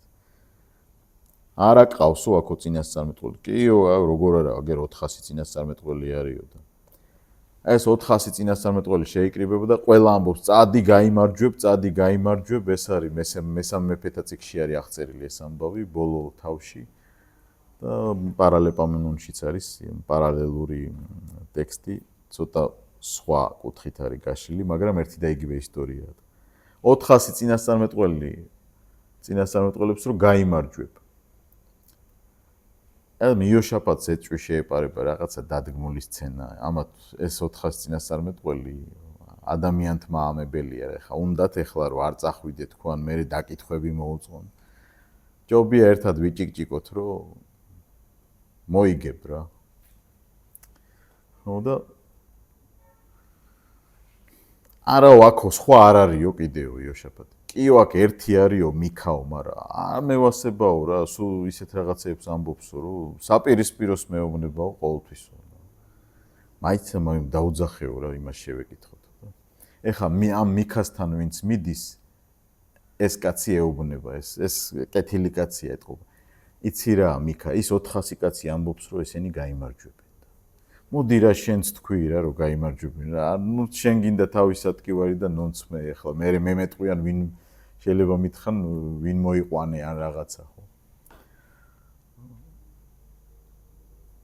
არაო რასაც ღმერთი მეტყვისო იმას ვიტყვიო მაგრამ გზაში ეტყობა მიქა გადაიფიქრებს რომ ერთი რა თმინდა ხა უნდა მცემონ და მაინც სწავლენ საომრად და ვიტყვი რომ მივა ეხა მიქას ხო იცნობს ეს ახაბი რანაირი ტიპია ენთუზიაზმის წინასწარმეტყველებს რომ მივა ეკითხებიან და ხო წადი გაიმარჯვებოდა რაღაცას მიმალავო ესე უნდა თუ სიმართლე გინდაო ახლავე გეტყვიო და ეს მიქა ეუბნება მოკვდებიო შენ ამ ომშიო ხილვა მქონდაო და ვიხილეო რომ გარბოდა ისრაელიო უმწყემსო ცხარევითო და შენო მოკვდები ამ ომშიო და ჩააგდე დილექშიო ჩააგდებენ დილექში მაინც მიდის ომში ეს მიქა და მოკვდება ახაბი ამ ომში დაიჭრება და დაიცლება სისხლით როგორც უწინასწარმეტყველა მიქამ ზუსტად ისე ახდება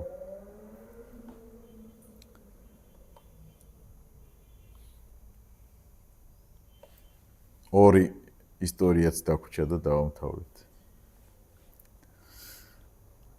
რა ჩანს აქაც რომ ნახეთ სულ უმრავლესობაში არიან ეს ვოლანდის მსახურები ელიას შემთხვევაშიც 400 ბაალის მსახურა იქ 450 კიდე არის აშერას მსახურიც ისინი უბრალოდ წინა პლანზე არ ჩანან ელიასთან უმრავლესობაშია ყოველთვის ვოლანდის მსახურები და ყოველთვის ერჩიან ამ ხო აქაც ეს მიქე დილექში არის და ნუ ის ახდება როგორც მოხდება რო ნახავთ მთლიანად ბიბლიაში წინასწარმეტყველების ისტორიას ყველას განსაცდელი უდგება ზოგი კი არის მაღალ თანამდებობაზე მაგალითად დანიელი მაგრამ იმასაც კი უდგება დრო როდესაც შეთქმულებას მოაწყობენ ეს დიდგვაროვნები და ისეთ კანონს მიიღებენ თუ მეფის გარდა სხვა ვინმე სცემს თაყვანს ამ თვეში ვინმეს იმას მოუკლათ და დანიელი მაინც თავის ლოცვის განრიგს აგრძელებს და მოკლედ ლომის ხაროში ჩააგდებენ ეს ვოლანდის მსახურები გადარჩება იქაც. ნუ რა თანამდებობასაც არ უნდა იყვნენ, რა პოზიციებზეც არ უნდა იყვნენ, ყველგან მაინც განსაცდელში არიან ღვთისმსახურები და ყველგან ვოლანდის მსახურები უქმნიან პრობლემებს. ეს რაც შეეხებოდა ძველ აღთქმას, 1-2 სიუჟეტი ახალი აღთქმიდან და მერე უკვე კითხვა-პასუხებზე გადავიდეთ.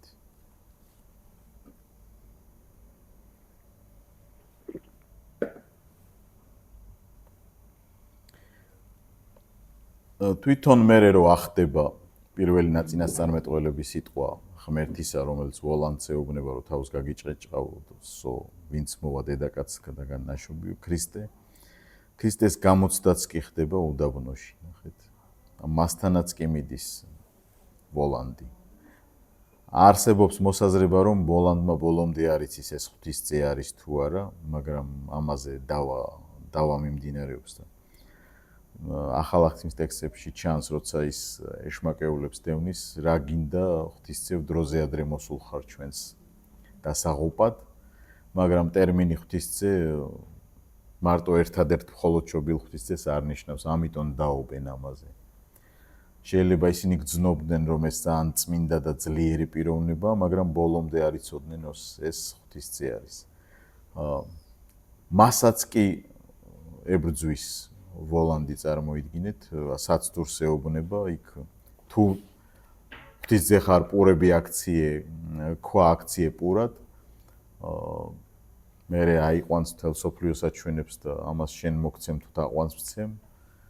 ნუ ყველა გამოცდას რა თქმა უნდა გადაიტანს, იმარჯვებს ღვთისძე და აქ ვოლანდი მარცხდება.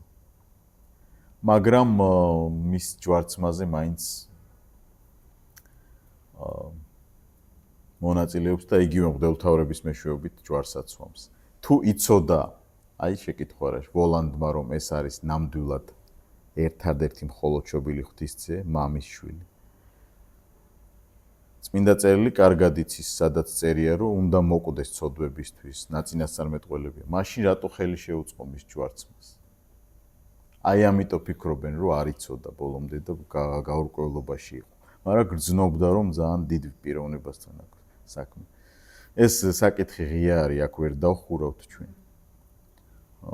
ადრე ვთქვი მე ერთ-ერთ ლექციაში, რომ ეგნატე ღმერთშემოსილი ფიქრობს 107 წელს მოკვდა ეს კაცი აწამეს ქრისტესთვის, ის ამბობს, რომ სამი რამე დაეფარა ვოლანდს. პირველი მარიამის ქალწულობა, ქრისტეს შობა მისგან და მისი ჯვარცმა ცოდვებისთვის, ანუ როს ცოდნოდა ცოდვებისთვის კვდება, იმას უფრო იჩალიჩებდა ვოლანდი, რომ არ მომკვდარიყო. ძალიან რთული საკითხია. ძალიან რთული საკითხია.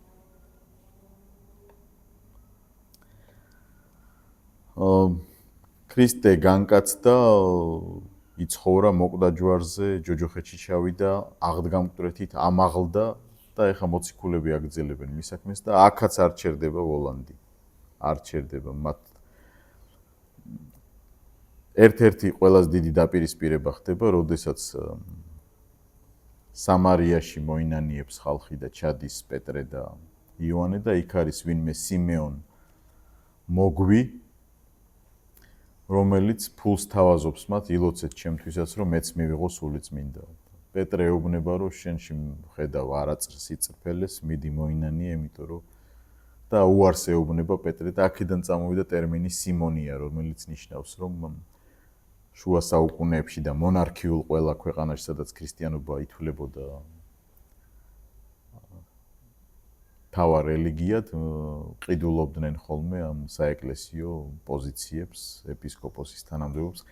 კათოლიკეებშიც, მართლმადიდებლებშიც ყველა მიმდინარეობაში იყო ეს შუა საუკუნეებში, ეს მეკრთამეობით, ასე ვთქვათ, და სიმონია აი ამ კაცის სახელი უწოდეს, რომელიც პეტრეს უპირისპირდება. და ეს სიმეონ მოგვი დიდ სასწაულებს ახდენდა ასევე სამარიაში, მაგრამ როცა ნახა, რომ ფილიპეს მეშვეობით უფრო ძლიერი სასწაულები ხდება, აღიარა, რომ იქ უფრო ძლიერი ძალაა და ანუ თვითონ ქრისტე კი არ აინტერესებდა, არამედ ძალა აინტერესებდა, რომ ჰქონოდა, რომ უფრო მეტი რამ გაეკეთებინა და ასე ვთქვათ, თავის საქმე ეგრძელებინა, მაგრამ პეტრე ამაზე უარს ეუბნება. აი ესეთი დაპირისპირება ჩანს.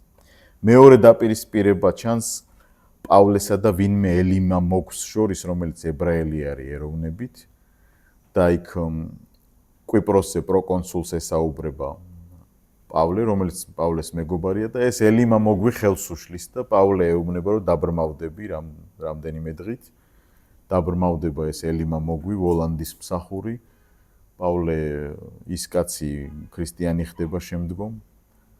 პავლე იმარჯვებს ამ ორთა ბრძოლაში, ასე ვთქვათ, ვოლანდის მსახურსა და პავლეს შორისაც არის დაპირისპირება. მეორე დაპირისპირება საინტერესოა, პავლე არის ერთ-ერთ ქალაქში, სადაც პირველად ინანიებს ლიდია, პირველი ევროპელია, ვინც ირწმუნა და იქ არის საინტერესო მისალნი ქალი, რომელიც პავლეზე და სილაზე გაჰყვერის ესეთ რაღაცას რამდენიმე დღე. ესენი არიან ღვთისმსახურები და ისინი გაჩვენებენ თქვენ გადარჩენის გზას. ნახე, არაფერს ცუდს არ იძახის ეს შეპყრობი, ეს ქალი იყო მისანი, ეს ქალი იყო მჩხიბავი, ეს ქალი იყო ძალიან პოპულარული ამ ხალხში და ბატონები ყავდა მას და დიდი შემოსავალი მოქონდა ამ ხალხისთვის. პავლე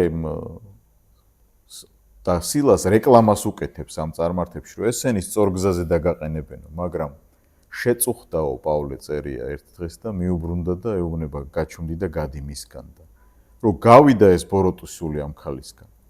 მერე იმ ბატონებმა აღმოაჩინეს, რომ ვეღარ აკეთებს იმ რაღაცეებს. და თავისი შემოსავალი რომ დაკარგეს, ხალხი ააჯანყეს, პავლე გაროზგეს, ეს პავლე და სილა გაროზგეს, ციხეში ჩასვეს. მოკლედ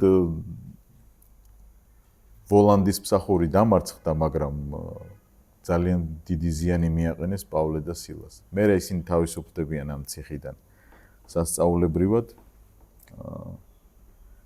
და კიდე ერთი ტექსტი და ვამთავრებ და მერე შეკითხვები. პავლეს კი არ უპირისპირდებიან, მაგრამ ცდილობენ მისნაირად გააკეთონ რაღაც ეგ ტექსტი უნდა წავიკითხო, იმდენად საინტერესო ტექსტია და მაგით დავამთავრებთ.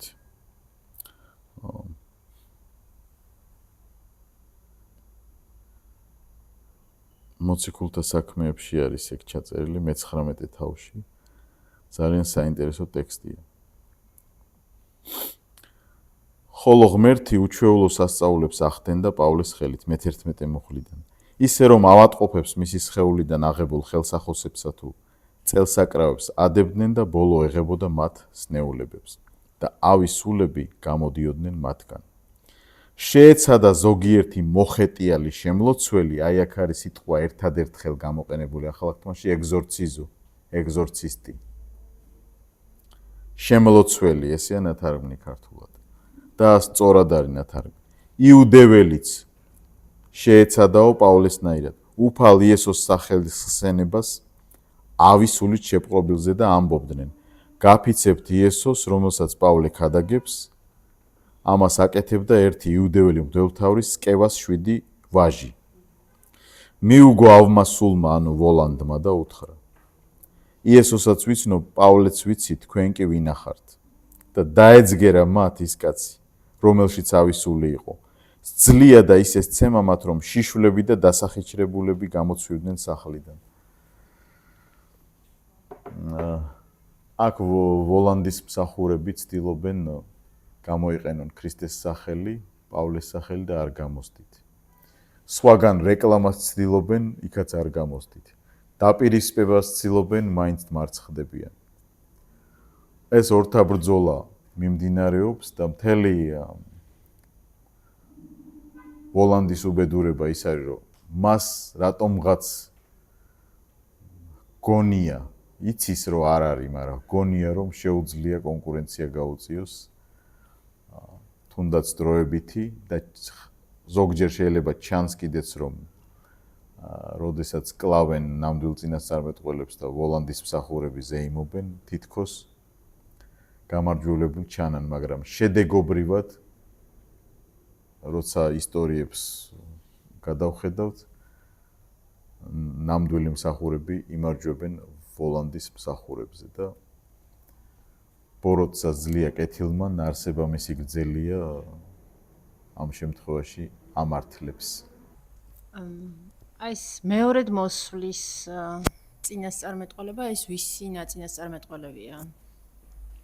რომ მოვა თუ არა? ხო, მეორედ მოსვლა. მოციქულთა საქმეების პირველივე თავში, როდესაც ამაღლებას ესწრება ბევრი მოწაფე, იქ იყურებიან ცაში და ანგელოზი ეუბნება მათ, რომ როგორც ამაღლდა, ისე მოვაო. ანუ პირველი ვინც ამ ანგელოზი ეუბნება მოწაფეებს. მერე უკვე მოციქულთა ამ სწავლებებში ჩანს, რომ მეორედ მოსვლა უნდა მოხდეს.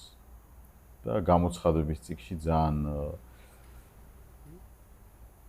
გამარჯვებულ ტრიუმფში, ასე ვთქვათ, მოდის ღრუბლებზე მომავალი, რომელსაც იხილავს დედამიწის ყველა ტომი, აქვით ინდება ყველა პირველივე თავში არის. გამოცხადების წიგნში არის ძალიან მკაფიოდ ეს. მოციქულების სწავლებებშიც ჩანს, რომ მეორედ მოსვლას ელოდება ეკლესია დღემდე. ესე განკაცდა იცხოვრა. თვითონ ქრისტე ამბობს ასევე 24 თავში მათეს სახარებაში, რომ როგორც ელვა არის უცებ, ისე იქნება კაცისთვის მოსვლა, როგორც ქურდი მოდის მოულოდნელად, ისე იქნება კაცისთვის მოსვლა. ქრისტეც ამბობს თვითონ, მერე ანგელოზი ადასტურებს ამაღლების შემდეგ და მოციქულებიც ასწავლიან ამის შესახებ. იყო ახლა ეკლესიის ისტორიაში და ქრისტიანობის გვერდით, ასე ვთქვათ, მიმავალ სხვადასხვა მიმდინარეობებში მრავალი წინასწარმეტყველება, რომელიც ცხადია არ ახდა და არის დღეს მიმდინარეობა, რომელიც ამბობს, რომ ქრისტე უხილავად მოვიდა უკვე მეორედ, მაგრამ უბრალოდ ხალხმა ვერ ნახა ეს. აი ესეთი მოსაზრებებიც არის, მაგრამ გამოცხადების წიგნში ცალსახად ის მოდის ხილულად, ტრიუმფით, დანახვადი ხდება და მოულოდნელია ეს თვისებები აქვს მეორედ მოსვლას. თვითონ ქრისტე იწყებს ამის შესახებ სწავლებას, ანგელოზი ადასტურებს და მოციქულებიც აგრძელება. და კიდევ შეკითხვა მაქვს, რომ მე ესე მაგაგებული, რომ ეკლესია არ აღიარებს წინასწარმეტყველებას ზოგადად. თუ უბრალოდ ხო, ანუ ეს დაკავშირებული, ანუ თანამედროვე ყოფაში არსებობს წინასწარმეტყველები? ფიქრობ არსებობენ. არ აღიარებს ეგრე არის, უბრალოდ ფრთხილია ამოწმებს. არენდობა უეცრად და ელოდება ახსრულდება თუ არა. რა შინაარსის არის ეს წინასწარმეტყველება? კრიტერიუმები ხო არსებობს შემოწმების. წინასწარმეტყველება იქნება ჭეშმარიტი თუ ის ახსრულდება და თუ ღმერთს გარდა სხვა რაღაცის და სხვა ვინმეს თაყვანისცემისკენ არ მოუწოდებს ეს შინაარსი. აი ამ ორ კრიტერიუმებს თუ აკმაყოფილებს, დღესაც შეიძლება იყოს წინასწარმეტყველება, მაგრამ ამის გადამოწმების, შემოწმების უფლება და ვალდებულებაც აქვს ეკლესიას, რომ ეს სიფრთხილით შეამოწმოს. ანუ აღიარებს ამ აღიარებს, რომ არსებობს ჭეშმარიტი წინასწარმეტყველება და ცრუც.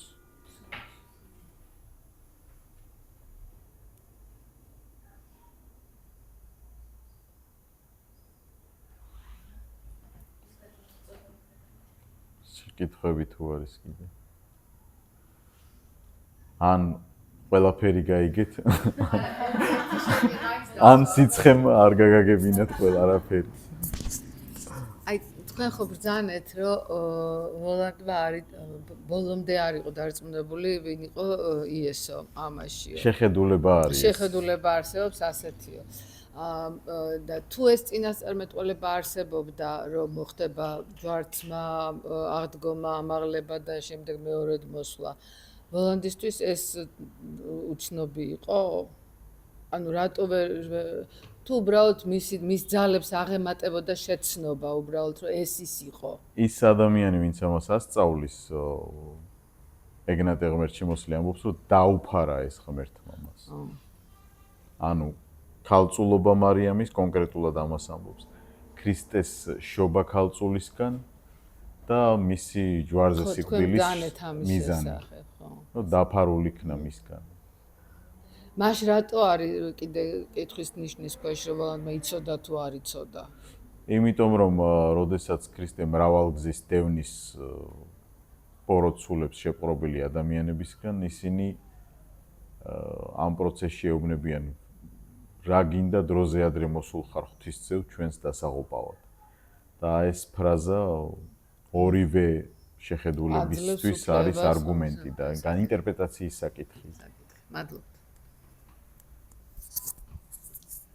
ეს შეკითხვა დაკისვით შესვენების დროს, მაგრამ კიდევ ჩაუღმავდებოდი ა ブラ ამთან დაკავშირებით, თავის 6 შვილთან დაკავშირებით, არა, უბრალოდ პირველი ორი ისმაილი და ისააკთან დაკავშირებით მაქვს ესეთი შეკითხვა, რომ მე მაინც ესე მგონია, რომ კანონიერი ცოლი იყო ალბათ სარა და იმიტომ უფრო მისგან შეძენილი შემდეგ შვილი უფრო უყვარდა ალბათ და თქვათ ესეც ვერ ვიტყვით, რომ ძალიან უსამართლოდ მოექცა ისმაილს, იმიტომ რომ ხო წუხდა მაინც იმაზე, რომ ესე წასულები იყვნენ და რაღაცა ნუ ადარდებდა. მე მგონი, რომ ცოლის მომენტი ესე მახსოვს, რომ სარას თემა იყო იქ, რომ რაღაცა ცოლთან არ გამოდიოდა, რომ პირველი, ანუ აგართან გაჩენილი შვილი, რომ თანაბარი ყოფილიყო მეორე შვილის. თუმცა შემდეგ რაღაცა ალბათ როგორც მამის პოზიციაც რაღაცა მართლდება, რომ ამ შვილებმა ორივე ერთად დაკრძალეს მამა.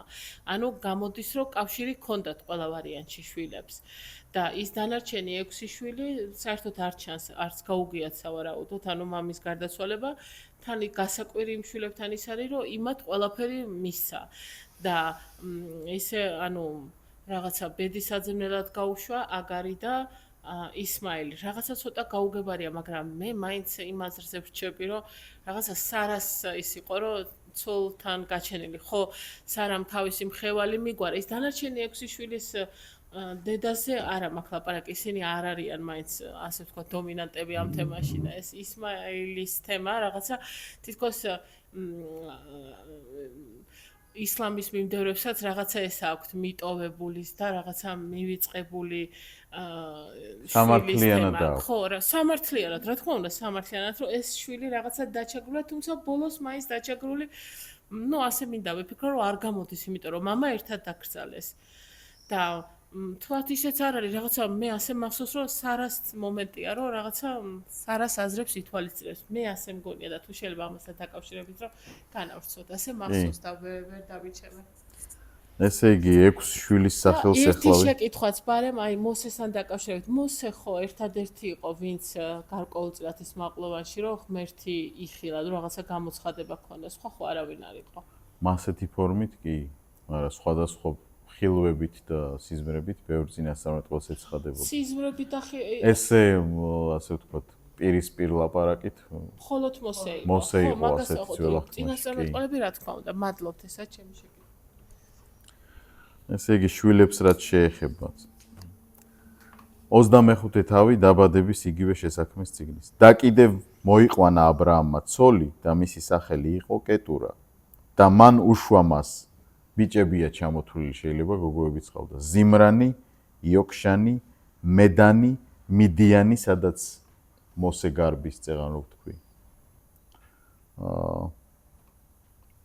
იშბაკი და შუაყი 6 შვილი. სულ 8 ბიჭი ყავდა ა ブラ ამს. და მან მერე ჩამოთვლილია ამ შვილების შვილებიც და მისცა ა ブラ ამმა ისააკს მთელი თავისი ქონება, ხოლო თავის შვილებს, რომლებიც ხარჭისგან ჰყავდა, მისცა ა ブラ ამმა საჩუქრები და გაუშვა ისინი თავისი ძის ისააკისგან შორს, თავის სიცოცხლეშივე, აღმოსავლეთის ქვეყანაში. ამათ საჩუქარი და რაღაც მაინც მისცა, მაგრამ ეხლა ისმაილი როგორ გაუშვა, ეგ უნდა წაგიკითხოთ და მერე გაამართლეთ ა ブラ ამის საქციელი. ისმაილის გაშვება 21:14. დაადგა ა ブラ ამი დილა ადრიანად, აიღო პური და წყლის ტიკი და მისცა ჰაგარს და აჰკიდა ზურგზე ჰაგარს. და ბავშვიანად გაუშვა, 13 წლის იყო დაახლოებით. და წავიდა იგი და გზა დაებნა ბერშებაყის უდაბნოში და გაუთავდა წყალი ტიკჭორაში და მიაგდო ბავშვი ერთ ბუჩქის ძირას და წავიდა და დაჯდა მოშორებით საისრე მანძილზე, რადგან თქვა, ნუმც დავინახო ბავშვის სიკვდილი და დაჯდა მოშორებით და აღიმაღლა ხმა და აქვითინდა და ისმინა ღმერთმა ხმა ყრმისა, ანუ ისმაილის. მისი სახელი ნიშნავს ღმერთმა ისმინა. იშმაელ და მოუწოდა ღმერთის ანგელოზმა ჰაგარს ზეციდან და ჰკითხა, რა დაგემართა ჰაგარ და მერე იქ წყალი ამოფეთქავს და გადარჩება ისმაილი. ყველაზე მდიდარი, ერთ-ერთი მდიდარი კაცი თავის გარემოცვაში ა ブラ ამი. კარგი ღმერთმაც უთხრა გაუშვიო და ცოლმაც. არაფერი არ გაატანო, ხო არ უთქვამს.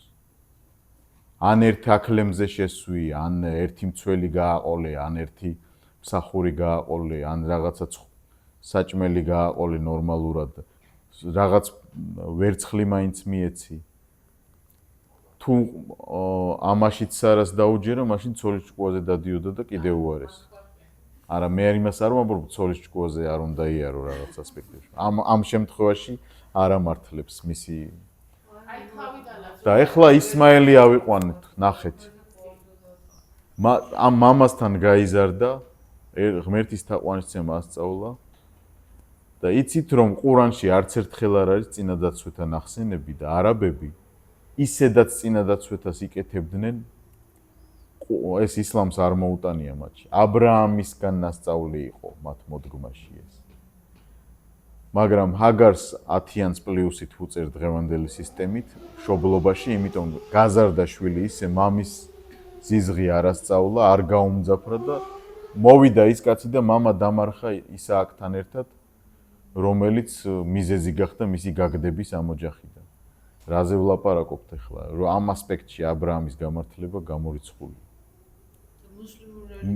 უნდა გაეშვა ა ブラ ამს, მაგრამ ღირსეულად უნდა აეხსნა შვილისთვის, რომ ეს არის აღთქმისძე, მასზეც უთხრა ღმერთმა ისმაილსაც ვაკურთხებო, არ დაუწყევლია. როდესაც მოდის მასთან ღმერთი რო ეუბნება გეყოლება შვილი, ნეტა ისმაილმა მაინც იცოცხლოსო ეუბნება. ისმაილსაც ვაკურთხებ, მაგრამ აღთქმის ძე, რას ნიშნავს აღთქმის ძე ისააკი? იესო ქრისტე დაიბადება მის მოდგმაში. ისმაილიც ნაკურთხია მატერიალურადაც და ყველანაირად. მაგრამ ის ქრისტეს მემკვიდრეობაში ვერ მონაწილეობს. არის ესეთი ავტორი ამერიკელი დონ მაკკერი და მან დაწერა აბრაამის დამსხვრეული ოჯახის აღდგენა, ესეთ ქართულად, ინგლისურად და ეს ძალიან მაგარი წიგნია, ქრისტიანია ეს კაცი და აჩვენებს ამ ისლამს ამ კუთხით და ძალიან საინტერესო წიგნია, რა ვიცი. მაგრამ ესე მახსოვს რომ აქარი როცა ფერცინეს არის და როცა ძალიან ესეთი კონფლიქტურ სიტუაციაშია სარასთან, ის ხომ მიდის და უბრალოდ სარა ხო ეუბნება აბრაამს, რომ ცუდად ექცევა აგარი. მე მგონი რომ პირდაპირ მნიშვნელობით რაღაცა ქალების ცალსახად, ეხლა მაგას აღარ შევეხე, მაგრამ უყურეთ რა მომენტია. როცა ისმაილი დაორსულდება ჰაგარი, მე-16 თავი არის ეს დაბადების წიგნის. როცა დაორსულდება ჰაგარი ისმაილზე. ზევიდან დაუწყო ყურება სარას. მესმის და აბრაამსთან დაიჩივლა სარამ ესეო და შენი მხევალიაო და როგორც კიდე მოიქეციო და ორსულ ქალს გააგდებს იქაც იგივე ემართება უდაბნოში და დედის მუცელშივე არქმევს ანგელოზი ისმაილს და არქმევს ამ ბავშვს. ბრუნდება. მერე იბადება ისმაილი, გადის 13 წელი იბადება ისააკი. და უკვე ისააკსა და ისმაილს შორის იქ კონფლიქტი ჩდება. გასაგებია ეს ქალებს შორის კონფლიქტი. მერე გაუშვი ეუბნება ღმერთიც უდასტურებს 21 თავში რომ გაუშვი, მაგრამ მე იმაში ვაკრიტიკებ აბრაამს და ვამბობ რომ ცუდად მოიქცა როგორც მამა რომ არაფრის გარეშე უშვებს. ქალს აღკიდაო, ტიკჭორა პირდაპირ ტექსტით წერია და იმდენი ვირი და აკლე მიყავდა ვერ დაითვლიდი 300-მდე კაცი მსახური ყავდა და რა გაჭირება გახდა 1-10 მსახური და ღირსეულად რო გაეშვა ეს შვილი. ამაზე ვლაპარაკობ რომ მეორე მხრივ ამართლებენ იმით რომ მიხელარწმენით გაუშვაო რომ მასაც აკურთხებდა ღმერთი. დიდი მადლობა მაგრამ შვილის მდგომარეობა ანუ ფიქრობ რომ აქ არასწორად იქცევა. ყოველ შემთხვევაში ჩემი პირადი აზრი ამ ისტორიის შეფასებისა ესეთია რომ არაფრის გარეშე ისმაილის გაშვება იყო არამამობრივი საქციელი.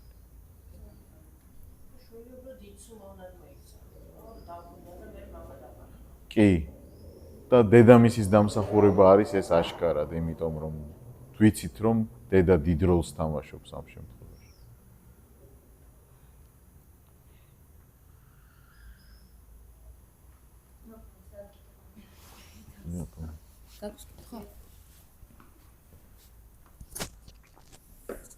პირველ რიგში ძალიან დიდი მადლობა ასეთი მართლაც საჭირო და ღრმა თემისთვის. აი შემლოცველ ხალხზე დამებადა ამგვარი შეკითხვა. ხო არის ფაქტის დონეზე რო ვთქვათ რა, რომ შელოცვას უკეთებენ, მაგალითად შიშები აქვს პიროვნებას, შელოცვას უკეთებენ და ეს შიში ეხსნება ადამიანს. აი თუ ქრისტეს სახელით არ აკეთებენ ამ ყველაფერს, ეს ავისულები, ვის ემორჩილებიან? აი ეს კითხვა დამებადა. ესე იგი ამ ისტორიაში სადაც შემლოცველები, ეგზორცისტები ნახსენებია მე-19 თავში საქმე მოციქულთაში. ნახეთ რაღაც დონემდე ისინი აკეთებდნენ. მაგრამ თვითონ ამ ბოროტსულებშიც არის იერარქია და ოდესაც ძალიან შეპყრობილ ადამიანს დაუპირისპირდნენ, ის ეძგერა ამათ და სცემა. ეხა იქ ვოლანდი თავის მსახურებს როგორ აკეთებინებს რაღაცას, რაღაც დონემდე ეგვიპტის ქურუმებმაც შეასრულეს სასწაულები და განახორციელეს. სიმეონ მოგვიც ახორციელებდა სასწაულს. განა არა აქვთ ძალა, მაგრამ ეს ვოლანდის ძალაა და ამაზე აღმატებული ძალა არის ღმერთი. ამაშია სხვაობა. არავინ არ ამბობს, რომ ეს ხალხი სასწაულებს არ ახდენს. კი, მაგრამ ბიბლიურ თხრობას აინტერესებს წყაროს ასწაულის. არის ეს ღმერთის წყარო თუ ეს არის ცრუ წინასწარმეტყველის წყარო. შეიძლება ცრუ წინასწარმეტყველს თქვას ბევრი კარგი რაღაცა, ახსრულდეს კიდეც რაღაც დონეზე უშველოს ადამიანს კიდე საბოლოო მიზანში ის ღმერთისკენ არ მიმართავს ადამიანს. როგორც წესი, ეს მჩხიბავები, მისნები საკუთარ თავის თვითონ უფრო განდიდებიან ხოლმე ხალხში და მათთან ჭეშმარიტი წინასწარმეტყველი ყოველთვის ღმერთისკენ მიუთითებს ადამიანს და ჩხიბავები, შემლოცველები და ვოლანდის კოლაბორაციაში მყოფი წინასწარმეტყველები ყოველთვის უფრო თავის საკუთარ პიროვნებაზე ამახვილებენ ყურადღებას. ეს სხვაობა ჩანს ძალიან აშკარად. ჩემი აზრით ასე შევაფასებ. კი. ხდება.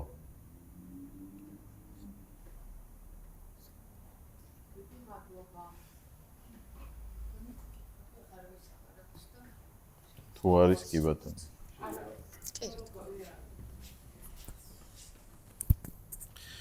აი კონდა თქვენი რაღაც კითხვა ხო? მოსაზრების დონეზე აი უბრალოდ ესეთი კითხვა მაქვს. რატომ აი სუღრივე მხარე როგორც ღმერთი და ასევაც ვოლანი და ირჩევენ ეგრეთ წოდებულ ამ ფორმას რეალურად როგორც წინასწარმეტყველებას. ერთგვარად რომ მართონ ესე ვთქვათ განგებულებას ხო რაღაც ისტორიაზე გავლენა იქონიონ.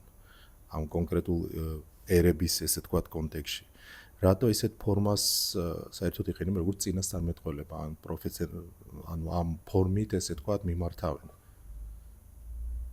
ზოგადად ხო აი ის ხალხიც და ისიც ორივე რატო ირჩევს ამ. ხო, როგორც ბოროტი ძალები, ასევაც ღმერთი. ერთი და იგივე ტაქტიკა, ანუ ამ კუთხით. ადამიანი არის ღვთისხატება და მსგავსება, ქმნილების გვირგვინი და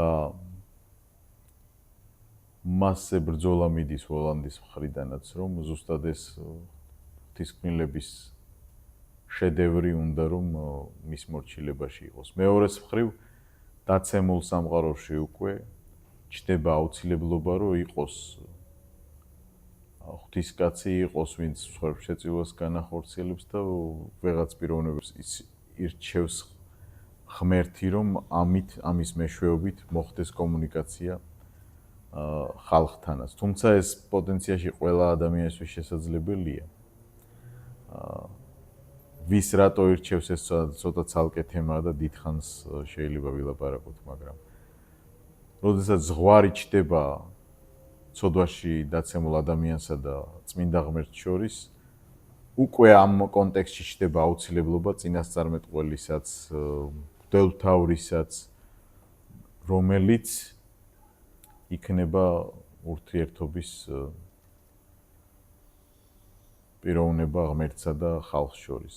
შემდგომში ახლა ქრისტიანულ კონტექსტში ღვთისძე განკაცდება და ის არის უკვე შუამავალი მამასა და ადამიანს შორის. ვოლანდიც მე ვფიქრობ ცდილობს იმიტაციას იმისა, რასაც ღმერთი აკეთებს და ზოგ შემთხვევაში გამოსდის.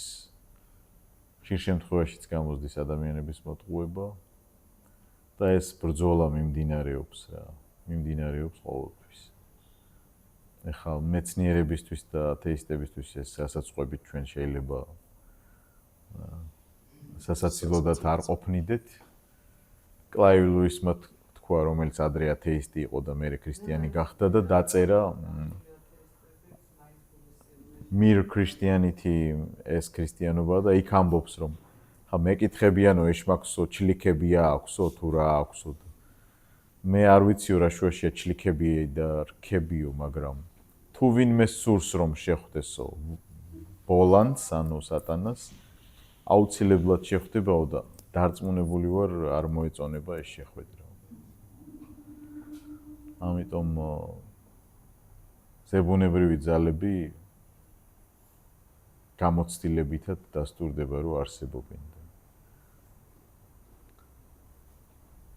ღმერთიც დაინტერესებულია ადამიანთან სიკეთით და ვოლანდიც და ამიტომ ეს ერთ-ერთი საშუალებაა წინასწარმეტყველების არსებობა რომ მოხდეს ადამიანებთან კავშირი, ასე კი პასუხებდი, რა ვიცი. ამომწურავი პასუხი არ მაქვს მაგაზე. არის კიდე კითხვები? თქვენ გქონდათ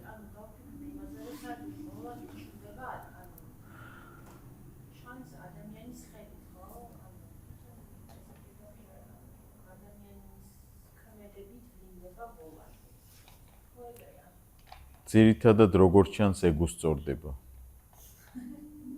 არა, იქ რო იყო იობის სტილში ხო იყო რომ ვერთან მიდის და ეუბნებაო რომ ასეთია ესეთია და ესა და ნებართვას უაძლევს რომ გამოსწორებულია. კი. მარტო მაგამ ბავში არ არის. უბრალოდ იქ ხო რა ადამიანზე ზეგავლენა იწვლიდება ერთი მნიშვნელოვანი დეტალი გამახსენდა, არ მახსოვდა და მე გამახსენდა, შეიძლება შეცდომით თქვი წინა ლექციებში. ესე იგი, ტრადიციულ იუდაიზმში არანაირი დაცემული ანგელოზი არ არსებობს თურმე. არ მომხდარა ანგელოზის დაცემა, ეს ქრისტიანული განმარტებაა და ქადაგებაში არა, სწავლებაში. ეს თავიდანვე შექმნა ღმერთმა ესეთი დამსჯელი ანგელოზი, ამიტომაა რომ თანასწორად წარდგებიან ხოლმე. ანუ იუდაური განმარტებით საინტერესო შეხედულებაა. ეს არის უბრალოდ ჯალათი როგორც პროკურორი ღმერთის ხელში, რომელსაც იყენებს ღმერთი რომ დასაჯოს ესა თუ ის პიროვნება. ანუ იუდაური შეხედულება, ნახე რა ებრაული ტვინით არის მოფიქრებული. და ლოგიკურია, ანუ ნებას რთავს იობს რამე დაუშაოს, შეუძლია თუ არ დართანება, ვერაფერს ვერ უშვრება. ქრისტიანულ კონცეფციაში ქრისტე ამბობს, რომ ვიხილე სატანა ელვასავით გადმოვარდნილი ცეციდან მიწაზე. ლუკას სახარება 10:18. და ამიტომ განვრცობილია ქრისტიანობაში მერე ის ეზეკიელის 28 ტექსტი და ესაიას მე-14 ტექსტი, სადაც ეზეკიელში ქერუბიმის დაცემაზე საუბარი, ამიტომ მე მაინც ქრისტიანულ შეხედულებას ვიზიარებ და ვფიქრობ, რომ იმ ანგელოზმა შესწოდა პირველად. რა ვიცი. მაგრამ იმედი არის, რომ მაინც იკეთე იმარჯვებს. მამამისი ის თორე